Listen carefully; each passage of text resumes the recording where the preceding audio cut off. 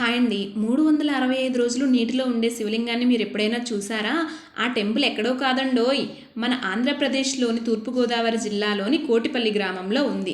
ఈ శివలింగం యొక్క చరిత్ర ఏమిటంటే, ఈ శివలింగం గౌతమి నది ఒడ్డున ఉన్న ఒక పురాతన దేవాలయంలో ఉంది. ఈ ఆలయం సోమేశ్వరాలయం అని కూడా పిలుస్తారు. ఇది శివునికి అంకితం చేయబడింది.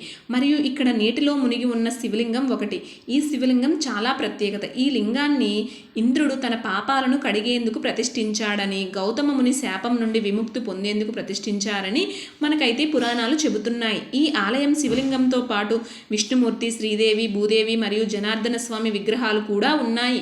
ఇక్కడ ప్రతిష్ఠించిన సోమేశ్వర స్వామిని కోటేశ్వర స్వామి అని కూడా పిలుస్తారు. ఈ ప్రదేశంలో శివలింగం విష్ణువు మరియు ఇతర దేవతలకు ఐక్యతగా చెబుతారు. ఇక్కడ మీరు చూసినట్లయితే కోటేశ్వర స్వామిని ఈ క్షేత్రానికి పాలకుడిగా భావిస్తారు. ఇక్కడ ఇంకో చంద్రుడు కూడా తన శాప విమోచనానికై ఇక్కడ సోమేశ్వర స్వామిని ప్రతిష్ఠించారని మనకు స్థల పురాణం చెబుతుంది. ఈ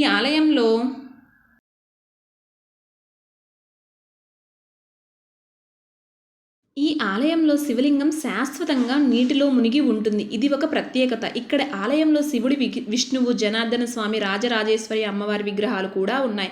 ఈ శివలింగం భీమసభలో ఉన్న 108 శివలింగాల్లో ఒకటిగా పేర్కొనబడింది. ఇలాంటి మోర్ ఇన్ఫర్మేషన్ వీడియోస్ కోసం please like and subscribe, share.